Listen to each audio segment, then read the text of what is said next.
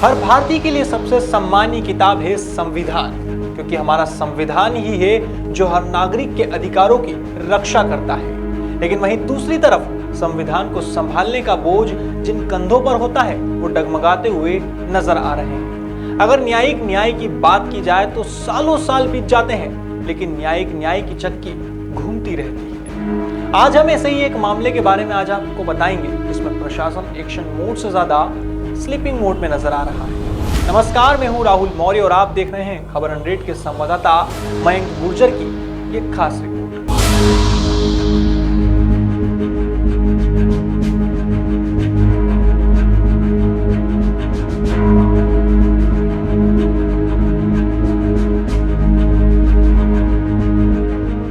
मामला उज्जैन जिले की तहसील घटिया से सामने आया है, जहां पर हेडलाइन में प्रशासन का एक्शन मोड नजर आ रहा है, लेकिन डिस्क्रिप्शन में स्लीपिंग मोड में नजर आ रहा है प्रशासन। दरअसल घटिया तहसील के गांव गुराडिया गुर्जर में राजस्व विभाग की बड़ी कार्रवाई देखने को मिली है। राजस्व विभाग ने सीलिंग की 104 बीघा जमीन पर कब्जा वापस ले लिया है। गुराडिया गुर्जर में राजस्व विभाग के अधिकारियों ने पुलिस बल के साथ एक ही परिवार के 13 लोगों को बेदखल कर शासकीय जमीन पर कब्जा वापस लेकर शासन का बोर्ड लगाया है।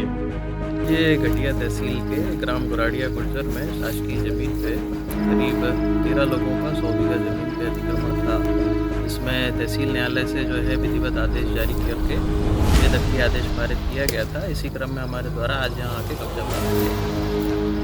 सर, इसकी जो फसल खड़ी, सर इसका क्या किया जाएगा? फसल को हमने भी अपने स्थानीय प्रशासन के पोजीशन में दिया है।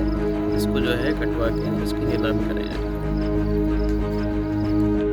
प्रशासन की कार्यवाही के दौरान किसान अपनी फसल को काटने के लिए समय की मोहलत मांगते रहे, लेकिन प्रशासन ने अपनी कार्यवाही जारी रखी। कार्यवाही के समय एसडीएम गोविंद दुबे, तहसीलदार शिवराम कनासे, राजस्व निरीक्षक मदन लाल उइके और पटवारी अजीमुद्दीन कुरैशी के साथ बड़ी मात्रा में पुलिस बल मौके पर मौजूद रहा।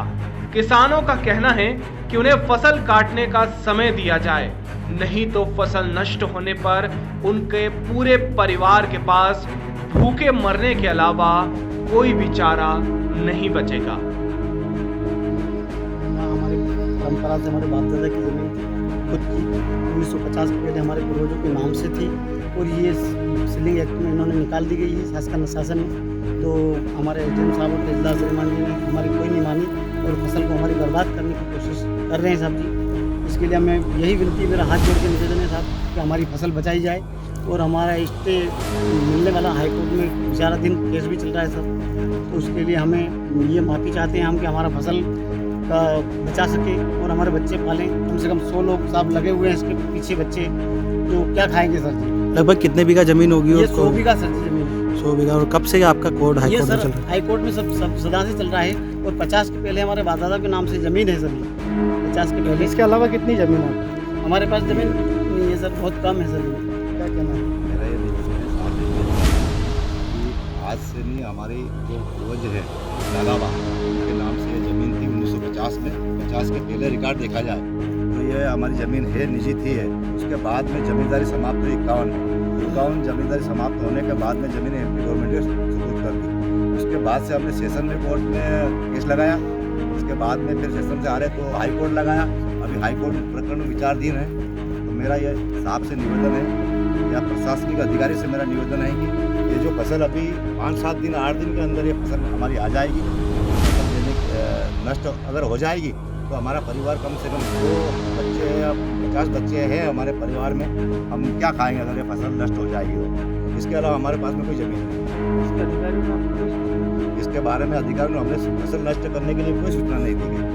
हम लोग पहले अतिक्रमण की रिपोर्ट जरूर नोटिस आया था, लेकिन वो अधिकारी ने फसल नष्ट करने के लिए कोई सूचना नहीं की है। क्या नाम है आपका? और इसके बाद में हमने जुर्माना भी भर दिया इस फसल का। प्रति 13 आदमी है, प्रति व्यक्ति ने 25,000 रुपये के मान से 3,25,000 रुपये जुर्माना अर्थदंड दिया, सरकार को दे दिया हमने। जमींदारी खत्म हुए लगभग 70 साल हो गए हैं, लेकिन अभी तक इस मामले में कोई ठोस कार्यवाही क्यों नहीं हो पाई? यह काफी अहम सवाल है। लेकिन यहाँ पर एक और सवाल जन्म लेता है कि किसानों के बाप दादाओं के समय से इस जमीन पर यह परिवार किसानी कर रहा है। ऐसे में पूरे परिवार के पास आमदनी के लिए यही इकलौता साधन है, तो क्या किसानों को आखिरी बार और फसल काटने की परमिशन दे देनी चाहिए? कई सवाल हैं जो राजस्व विभाग की इस कार्यवाही पर जन्म लेते हैं। उम्मीद है कि उन सवालों के जवाब 70 सालों से पहले मिल जाएंगे।